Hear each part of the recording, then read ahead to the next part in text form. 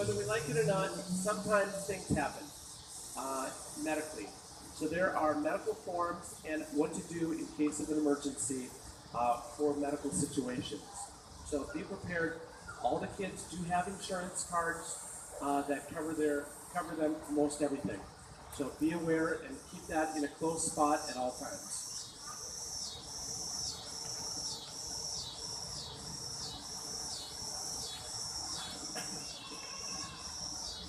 A question comes up every year. The exchange students are here to study. They're not here just to have a good time. No, we hope that they do that as well, but they are here to go to school.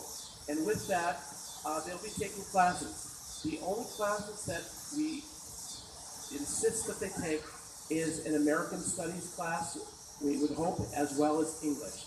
They are required to take English.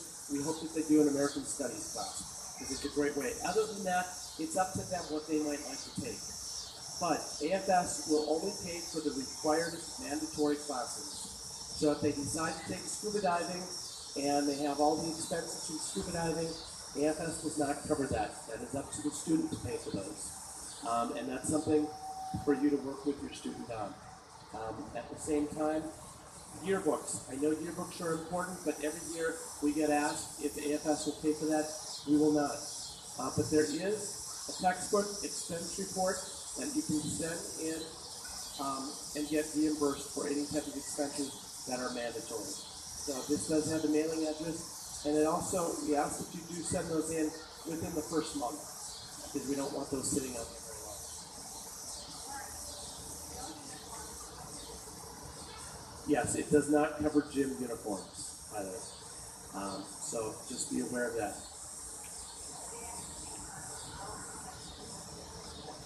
Great comment. Absolutely, that is a great comment. Thank you very much. Some schools don't have the budgetary constraints as others do, and so it never hurts to ask. Some schools do give the kids the yearbook. Some schools let them go to prom for free. Others do not give anything. So it's just a gift that they get a chance to go to our local high schools, so we try not to push it too much, but it never hurts to ask the question. If your student wants to participate in a sport, they will need to fill in have this form filled in, the IHSA form. So that's been placed in there as well. Those are the main forms that we have. We have a great group of kids. The problem is, it could be even better. And the way it could be better is because we still have 6 kids that we're trying to find homes for. So they can't come to the U.S. until we find families for them. So if you know of anyone that would like to have the same adventure with you guys, please let us know. I'm going to have Tracy stand up right here so that you at least have a face. Tracy doesn't want to do that clearly. but while you're here tonight, seek out Tracy, and Tracy can give you more information.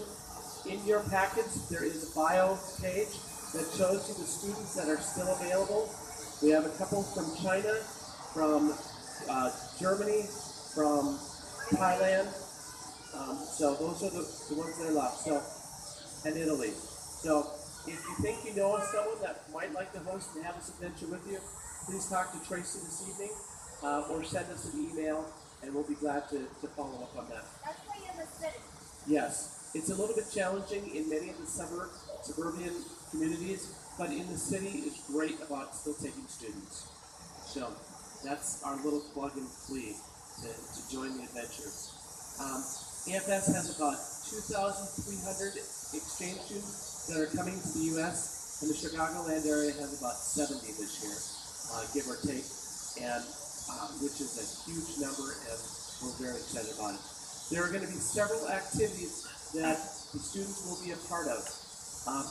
I have not put together the calendar. I meant to have that for you today, but it did not get done. You will be emailed, your students will be emailed, a calendar of activities and events for the upcoming year. And it will be noted